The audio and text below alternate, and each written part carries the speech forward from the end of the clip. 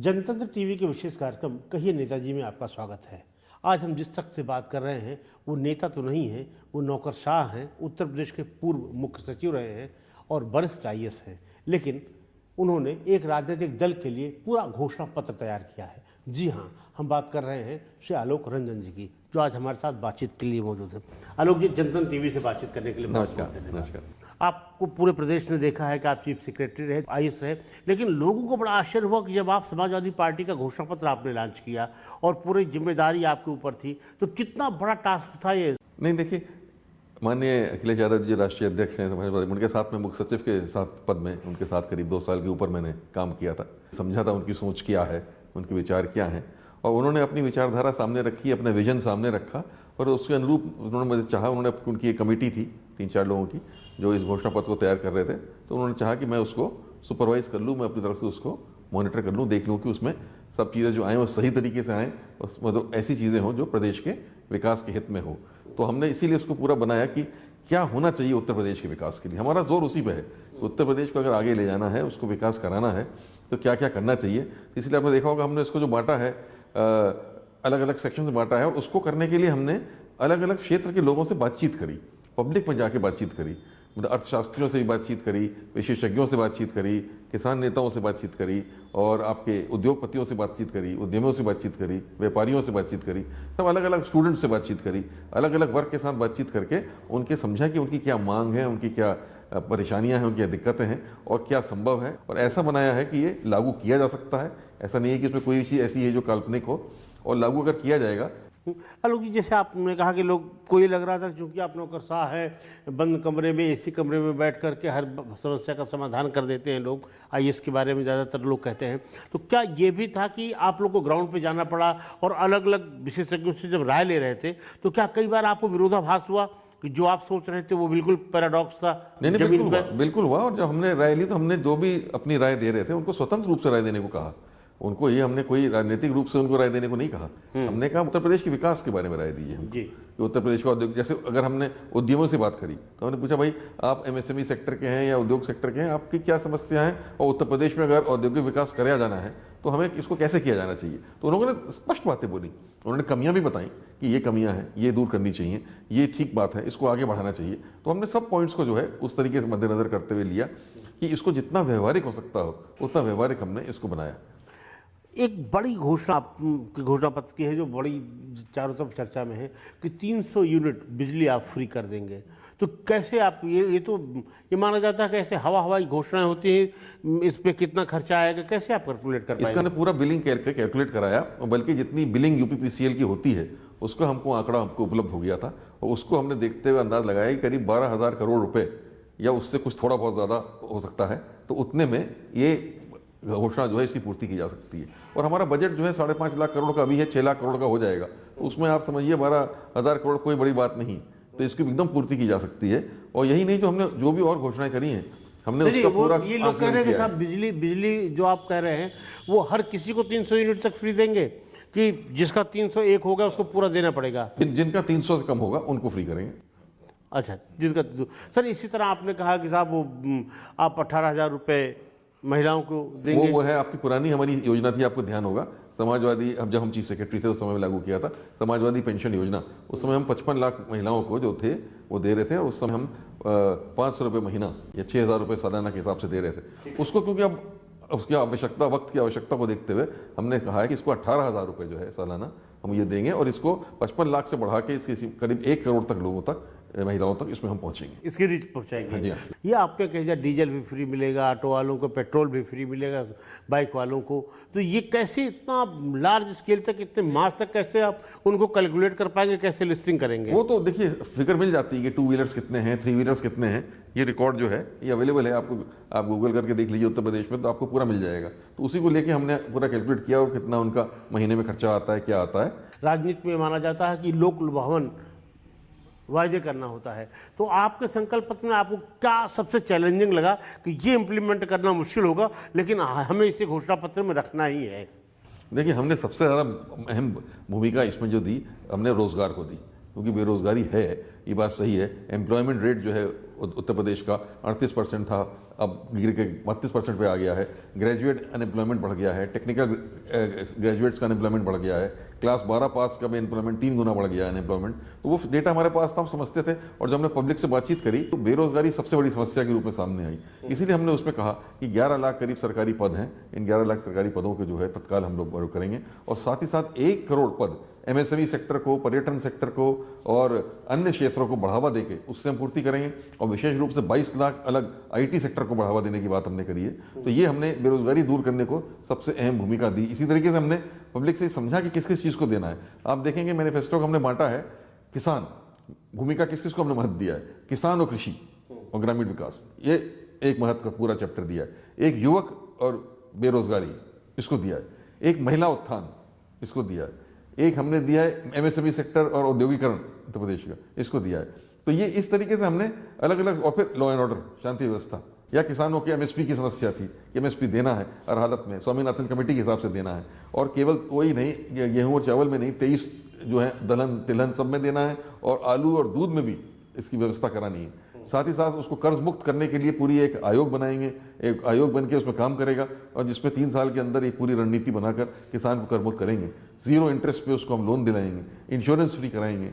ये सब चीज़ें हमने उसमें बहुत उसमें रखी है, और एक किसान आयोग बनाएंगे जिसमें किसानों को उसमें सदस्य बनाएंगे, और उनकी राय लेकर और पूरा किसान के लिए एक रोड मैप बनाएंगे कैसे आगे इनका उत्थान हो सकता है, और उन्हीं आयोग के माध्यम से उसका इम्प्लीमेंटेशन की मॉनिटरिंग भी करेंगे। ठीक है।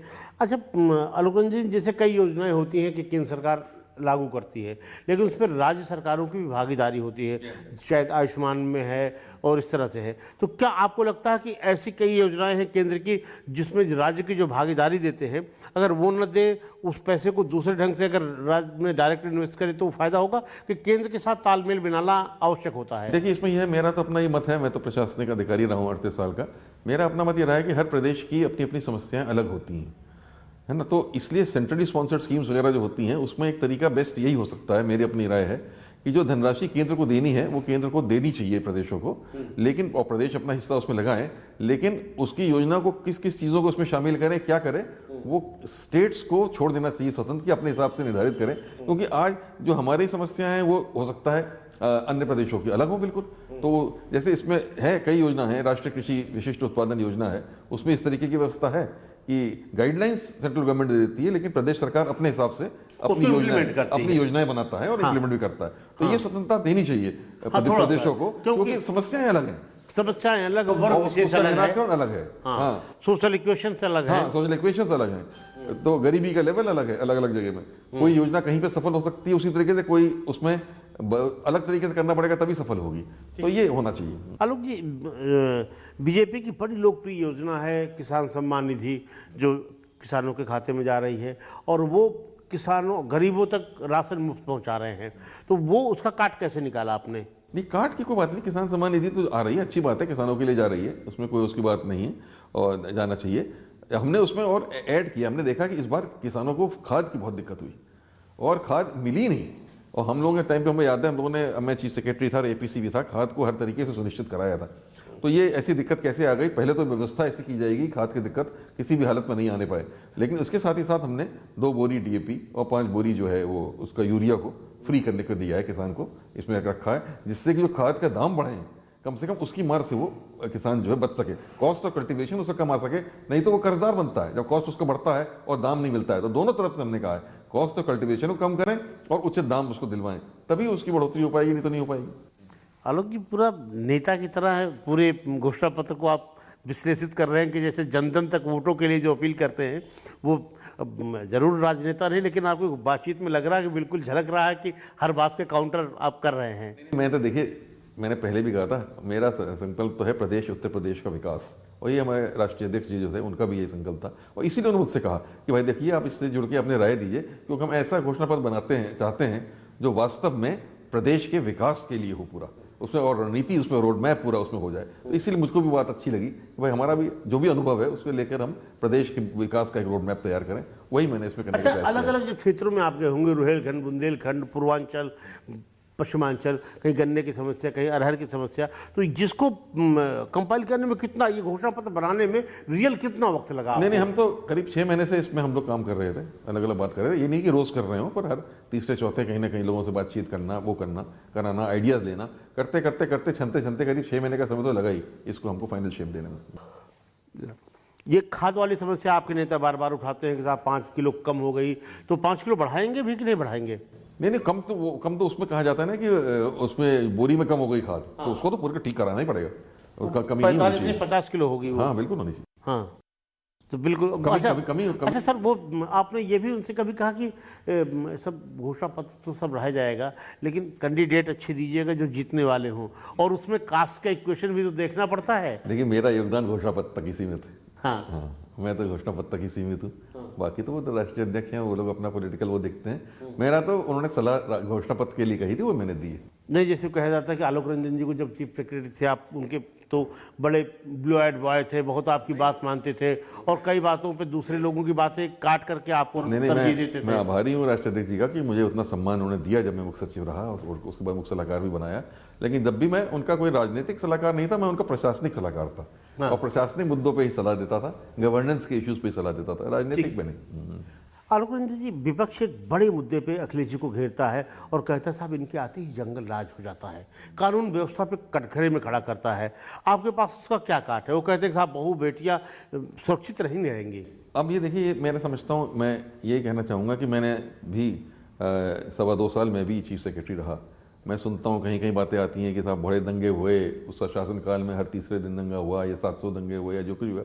मुझको तो नहीं याद कि मैं 2.25 साल चीफ सेक्रेटरी रहा कोई भी दंगा कहीं हुआ हो उस दौरान। मैं 2014 से 16 रहा, एक भी नहीं हुआ। और हम लोग इसकी मॉनिटरिंग रोज़, सबसे पहले मैं ये याद है, सुबह 9:30 बजे में बैठ के लॉ एंड ऑर्डर की मॉनिटरिंग डीजीपी और प्रिंसिपल सेक्रेटरी होम के साथ करता था कि कोई किसी ऐसी घटना ना होने पाए, और कहीं भी हो अगर अंदेशा भी हो तो तत्काल कार्रवाई की जाए। रही बात आंकड़े में, आप NCRB डेटा को भी देख लीजिए कि जो ओवर वायलेंट क्राइम्स होती हैं, जैसे rape, murder, dacoity, kidnap, ransom, उस सब में अगर आप देख लीजिए कि उस 2012 से 17 का पीरियड और उसके बाद के पीरियड में, अभी के पीरियड में आप डेटा ही देख लीजिए, 50% से ज़्यादा बढ़ोतरी हुई है। लोग जी, विपक्ष सबसे ज़्यादा आपको कानून व्यवस्था पे घेरता है। आप कह रहे थे कि आंकड़े दे रहे हैं, सब कुछ कर रहे हैं, लेकिन वो कहते हैं साहब गरीबों के लिए हमने विकास किया है और कानून व्यवस्था उनकी खराब हो जाती है, यहाँ पे आय घट जाती है लोगों की, दंगे हो जाते हैं, और जो वो बाकायदा जो उनके पॉलिटिकल विज्ञापन चल रहे हैं ना, उसमें वो ये इन्हीं सब इश्यूज को उठाते हैं। देखिए, मैं तो खाली आपको कुछ बस जो फैक्ट्स है वही बता सकता हूँ, बाकी पॉलिटिकल उस पर तो मैं कोई पॉलिटिशियन हूँ नहीं जो रिस्पॉन्ड करूँ उस पर। लेकिन मैं इतना ही कहता हूँ, जैसे कि इनकम की बात है, ये CMI एक centre for monitoring Indian economy है और NSSO है, इसके आंकड़ों से देख लीजिए आप, और कई इसमें लेख भी निकले हुए हैं समाचार पत्रों में, इकोनॉमिक टाइम्स वगैरह में भी आए हैं, इंडिया टुडे में भी आया है। आप देख लीजिएगा कि 2012 से 17 के पीरियड में जो GDP होती है, जो ग्रोथ रेट होती है GDP की, वो 7% पर एनम रही, 6.92% एग्जैक्ट 6.92% रही, जो कि 17 के बाद के पीरियड में 1.93% है खाली। और अगर कोविड वाला साल हटा दिया जाए, जिसको हटा देना चाहिए, तो कोविड के असामान्य वर्ष था, तब केवल 4.8% हुई है। तो कहाँ 6.92% और कहाँ 4.8%। आप जब देखते होंगे चुनाव में कि गृह मंत्री कह रहे हैं कि यहाँ रोज दंगे होते थे, ये होता था, यहाँ पे लोग पलायन कर जाते थे रोजगार के लिए, तो आपको लगता होगा कि झूठ बोल रहे हैं? नहीं, हम देखिए पॉलिटिकल उस पर नाम ज़्यादा उसको देखते हैं, ध्यान देते हैं ना, उसमें कोई रिएक्ट करते हैं। तो आपको अच्छा, आपको अपना फोकस है कि साहब हमारा हम तो एडमिनिस्ट्रेटर हैं, ब्यूरोक्रेट हैं, जो हमारे पीरियड में काम हुआ उसके बारे में बोल सकते हैं। और हमने प्रदेश की समस्याओं को देखते हुए क्या होना चाहिए आगे रोड मैप प्रदेश के लिए, हमारा कमिटमेंट किस चीज़ के लिए, प्रदेश के लिए, प्रदेश के विकास होना। ठीक है सर, अगर जैसे सेंट्रल गवर्नमेंट जो कहते हैं कि डबल इंजन की सरकार का फायदा होता है, तो ये भी प्रभाव पड़ता है कि अगर सरकार केंद्र में अलग है और प्रदेश में अलग है तो विकास में कोई इफेक्ट आता है? देखिए, वो होता है, एक तालमेल बेहतर हो जाता है, ये बात तो सही है, लेकिन मतलब पढ़ना नहीं चाहिए। सेंट्रल गवर्नमेंट की अलग वो रहती है, स्टेट गवर्नमेंट की अलग रहती है। और मैं समझता हूँ जब भी काम होता है, हम लोग एज एडमिनिस्ट्रेटर्स जानते हैं, हमारे ऑफिसर्स वहाँ भी बैठे हैं और ऑफिसर्स यहाँ भी बैठे हैं, तो हम लोग ने, जब मैं चीफ सेक्रेटरी था तभी हमने पाया था कि मिलजुल के ही हम लोग काम करते थे, बिल्कुल एक उसमें ऐसी बात नहीं है कि वो अलग अलग उसमें काम करते हैं सारी योजनाओं को। ठीक है। अच्छा सर, आपके सामने जब घोषणा पत्र बना रहे थे तो आपने और पार्टियों का घोषणा पत्र देखा, तो सबसे ज़्यादा टास्क आपको क्या लगा कि भाई ये करना चाहिए, और सबसे ज़्यादा चुनौती कई मुद्दों पर पेश आई? नहीं, चुनौती के हमने तो अपने खुले मन से ही अपना घोषणा पत्र बनाया, बिल्कुल जीरो लेवल से। हमने कोई चीज़ बैकग्राउंड का वो ना रखा, हमने नए उससे बनाया कि लोगों की आज के दिन में क्या समस्याएं हैं और लोग क्या चाहते हैं, उसको ध्यान में रखते हुए हमने अपना घोषणा पत्र बनाया। ये किसी और से हमने कुछ नहीं बोरो किया या कुछ किया। अच्छा, और ये आप ध्यान रखिए कि 10% से ज़्यादा बजट का न होने पावे, क्योंकि वो जो है फिर इम्प्लीमेंटेशन में दिक्कत आएगी। और भी चीज़ों में खर्चा करना पड़ता है, तो इसलिए उसमें ध्यान रखा है हमने पूरा। हाँ। ठीक है, तो जब आप सब आए घोषणा पत्र पे समाजवादी पार्टी के घोषणा पत्र लॉन्चिंग हो रही तो लोग बड़ा चौंके, कह रहे आलोक रंजन पर्दे के पीछे ये है, अच्छा इसीलिए इनको सलाहकार बनाए थे। तो लोगों आपने कहा कि आपने भाई गजब बाजी मारी। नहीं, उन्होंने, जैसे मैंने आपको पहले बताया कि राष्ट्रीय अध्यक्ष जी ने मुझे सम्मान दिया और मुझसे उन्होंने निवेदन कहा था कि आप जो हमारी जो टीम बना रही है घोषणा पत्र, इसको गाइड कर दीजिए, इनको वो कर दीजिए। तो मैंने वही अपना रोल अदा किया। अच्छा सर, आज तो ब्यूरोक्रेसी भी बटी हुई है, IAS IPS भी तमाम राजनीतिक दलों से मिलकर चुनाव लड़ रहे हैं, और चाहे वो IAS हो, चाहे IPS हो, चाहे IRS हो, सब लोग लड़ रहे हैं। तो आपके सहयोगियों ने कहा नहीं कि अरे आलोक जी कहाँ वहाँ फंसे हो, आओ हम BJP में मिलवाते हैं, सोनिया जी से मिलवाते हैं, थोड़ा यहाँ के लिए राजनीतिक उसमें चुनाव लड़ने का कभी कोई इंटरेस्ट नहीं रहा है, ना है उसमें कोई ऐसी बात नहीं, तो उस तरफ में ध्यान ही नहीं मेरा। नहीं, ये जो काम कर रहे हो कहते हैं कि आ जाओ BJP में ही काम करिए आलोक जी, कहाँ वहाँ कहाँ फंस गए आप? हाँ, मुझसे किसी जैसे नहीं राजनीतिक दलों पे नहीं डोरे डालते लोग कि आप के राष्ट्रीय अध्यक्ष जी तोड़ लाए, उनके स्वामी प्रसाद मौर्य को, धर्म सिंह सैनी को, दारा सिंह चौहान को तोड़ लाए। नहीं, ऐसा मुझसे किसी ने संपर्क नहीं किया। हाँ, अच्छा, किसी ने संपर्क नहीं किया। जब घोषणा पत्र पे आप आए, मुझे लगता है कि पहली बार वो राजनीतिक फोरम आपका रहा होगा और किनारे में खड़े थे, तो उसके बाद लोगों ने आपको फ़ोन वगैरह किया कि आप भाई साहब आप तो बड़े छुपे रुस्तम निकले? नहीं, फ़ोन तो बहुत आया भाई, लोगों ने बधाई दी अच्छे घोषणा पत्र के लिए, कई उन्होंने सोचा भाई वो कई, तो वो तो आएगा, उसके बाद आते ही फ़ोन वगैरह। हाँ। अच्छा, जैसे होता है ना कि लोग जो है नेताओं को चढ़ाए रखते हैं, तो वो आपको लोग आ गए कि जैसा बहुत अच्छा घोषणा पत्र किया, आप चुनाव लड़ना है, जनता की सेवा करनी है। कई लोगों ने ऐसा कहा भी, लेकिन मैंने कहा नहीं, मेरा इंटरेस्ट नहीं है चुनाव लड़ने में, इंटरेस्ट है ना कोई पॉलिटिकल ऐसा रोल अदा करने में इंटरेस्ट। हाँ, लेकिन लोग आ गए आपके पास, लोगों ने करा, उन्होंने अपने, वो तो खोता ही है, लोग आना चाहिए। आपको घोषणा पत्र देते हैं, घोषणा पत्र का एक अहम रोल ये भी होता है कि आपके जो प्रवक्ता है उसको प्रभावी ढंग से एक्सप्लेन कर पावे। अगर आपने बहुत अच्छी चीज़ें लिखी है, एक्सप्लेन कर पा रहे हैं, तो जो आपके प्रवक्ता बैठ रहे हैं पार्टियों पे, डिबेट हो रहा है, कभी घोषणा पत्र पे तो हालांकि चर्चा नहीं होती, हिंदू मुसलमान से कोई चीज़ बचता नहीं है, तो लेकिन कभी घोषणा पत्र में जब चर्चा होती है तो आपको लगता है कि आपकी पार्टी घोषणा पत्र को उसी रूप में पेश कर पा रही है कि ये प्रवक्ता कभी कभी चूक जाते हैं बताने से? नहीं, मेरे ख्याल से पूरा जो घोषणा पत्र है वो सभी प्रवक्ताओं को भेजा गया है, और हमारी जो उसमें टीम रही है वो उन लोगों से बातचीत भी करके, अगर कोई बिंदु समझाने का है, समझने का है, तो वो भी कर रही है। तो आइडिया यही कि वो लोग भी समझ लें घोषणा पत्र का मंतव्य क्या है और उद्देश्य क्या हो, क्या क्या चीज़ें इसमें प्राथमिकताएं हैं, और उसको जहाँ भी डिबेट में जहाँ वो टॉपिक उठे तो उसके बारे में बात करें। सर, जो पूरे प्रदेश की जो समस्याएं हैं उसको अपने 22-24 कॉलम में आपने उसको पूरा, वो 22 में 22 संकल्प करके एक अलग निकाला है, 22 मेन पॉइंट्स हैं उसमें। 22 में, तो ये भी एक बड़ा चैलेंज रहा होगा कि 22 बिंदुओं में ही पूरे इतने बड़े प्रदेश को समाहित कर देना। हानि है, वो राष्ट्रीय अध्यक्ष जी का लेकिन निर्देश था कि आप ऐसा करिए कि 22 पॉइंट इसमें से ऐसे निकालिए जो सबसे महत्वपूर्ण हो, तो हमने फिर उसमें वही सबसे महत्वपूर्ण जो लगा उसको उसमें से निकाल के अलग रखा। हाँ, अच्छा, वो नारे के लिए आपके लिए टॉपिक चुनना थोड़ा टिपिकल हो गया कि 22 में 22। हाँ, वो 22 में 22 जो है अच्छा स्लोगन लगता है। अच्छा, स्लोगन भी के कारण करना पड़ा। अच्छा सर, दूसरों का घोषणा पत्र तो निगाह डाला होगा आपने, दूसरी पार्टियों का? मैंने समाचार पत्रों वगैरह में ही पढ़ा, वैसे तो मेरे पास नहीं आया, जो अभी जब डिक्लेयर हुआ तो समाचार पत्रों में जो आया। तो आपको लगा कहीं कि अरे ये हमसे चूक हो गई, ये डाल दिए होते तो अच्छा था, कि आपको लगा कि हम ही सबसे अच्छे हैं? नहीं, देखिए सबकी अलग अलग विचारधारा है, अपने अलग अलग हिसाब से लोगों ने बनाया है। हमको तो ये लगा कि भाई हमने अपना समय दिया, कोशिश की, जो कुछ सोच सके समझ सके उसके हिसाब से बनाया, तो ठीक है, हम उससे संतुष्ट हैं। अच्छा, आपको लगता है सर, जिस तरह आपने कहा कि 11 लाख पद खाली है, हम भरेंगे और 1 करोड़ नौकरी का सृजन करेंगे, तो ये तो सबसे बड़ा टास्क आप कह रहे हैं, यही था आपके लिए? बिल्कुल। ये हो पाएगा? बिल्कुल हो जाएगा। हाँ। इसकी भी पूरी प्लानिंग है, बिल्कुल हो जाएगा। हाँ, वो MSME सेक्टर को बढ़ावा देके, पर्यटन क्षेत्र को बढ़ावा देके, IT सेक्टर को बढ़ावा देके, इसमें जो पॉसिबल है जॉब बाहर क्रिएट हो जाएंगे, और सरकारी जॉब में तो खाली हैं ही, उनको भरने की केवल जो है एक कोशिश करनी है। दूसरा, कई जगह पद जो सृजित हैं वो मानक से कम है, मानक के अनुसार उनको दोबारा सृजित कर लिया जाए तो उसमें पद बढ़ जाते हैं, जैसे पुलिस में ही हो, शिक्षकों में हो, उस पद भी बढ़ जाते हैं, तो उसको मानक के हिसाब से सृजित करके, डॉक्टरों में भी है, नर्सेज में भी है, तो मानक के हिसाब से सृजित करके उनको भरा जाएगा तत्काल। तो पूर्ति होने में कोई दिक्कत नहीं है। ओके। अच्छा सर, ये जैसे आप कहते हैं कि वो अखिलेश जी बार बार उदाहरण देते हैं कि SCL हम ले आए और उससे बहुत बड़ा विकास हुआ। तो आपको लगता है कि अगर इस क्षेत्र में ध्यान दिया जाए तो निजी पूंजी के लोग आते हैं? IT सेक्टर में बहुत स्कोप है उत्तर प्रदेश में। IT सेक्टर इस समय भी आप देखिए बिल्कुल बूम कर रहा है पूरे भारतवर्ष में भी, और उसमें रोजगार के बहुत अपॉर्चुनिटीज़ जो हैं वो सामने आ रही हैं। HCL जो यहाँ पे आया था तो मैं मुख्य सचिव था उस समय पे, और वहाँ पे पूरा ट्रेनिंग सेंटर बनाया, सब बनाया, और लगातार 5000 बच्चे वहाँ पे जो है वो काम कर रहे हैं, और वो लगातार बढ़ता भी चला जा रहा है। तो इसी प्रकार के हमने चाहा है कि लखनऊ ही नहीं और जो नंबर 2 नंबर 3 लेवल के शहर भी हों, हाँ, उस वहाँ भी इसी तरीके के जो है IT हब बनाए जाएंगे जहाँ पूंजी निवेश हो IT में और लोगों को रोजगार मिले।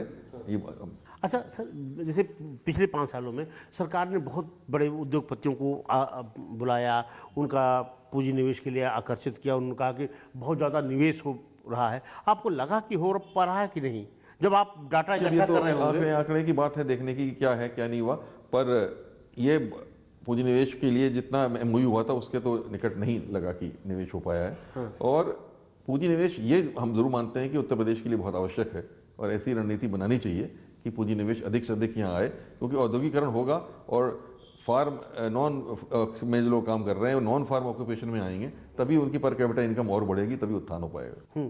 अच्छा, आपको लग रहा है सर कि किसानों को MSP दिलाना, आपने 23 फसलें शामिल कर दिया है, तो उसके लिए प्रदेश को अपने ढंग से मैनेज करना पड़ेगा। आपने गन्ना किसानों को 14 दिन के भुगतान के लिए भी कहा है, तो वो सब आपने उसका पूरा बजट कर लिया है सर? हाँ, बजट भी कर लिया है, उसकी रणनीति भी मन में पूरी तैयार कर रखी है, इसी बात। हाँ।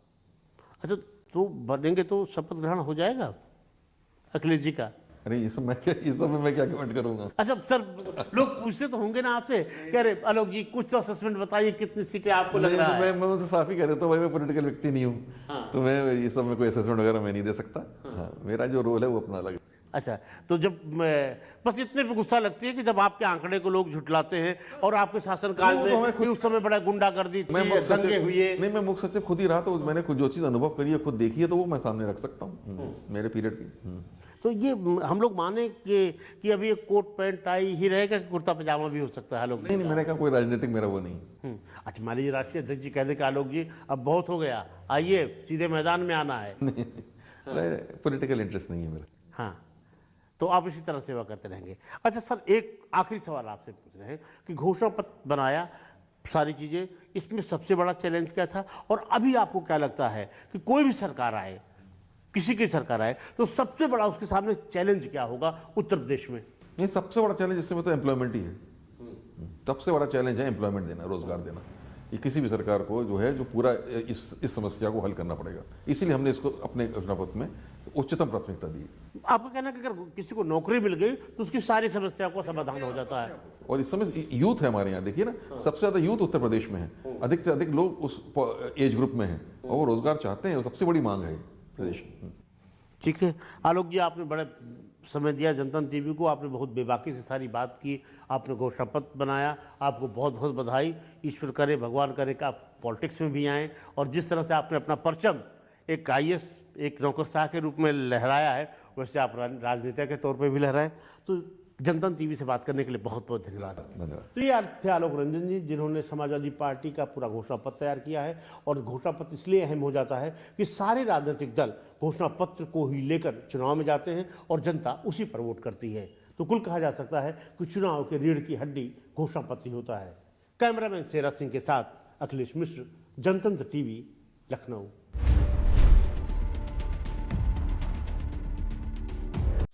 खबरों के निष्पक्ष विश्लेषण के लिए सब्सक्राइब करें Jantantra TV and press the bell icon. Never miss any update.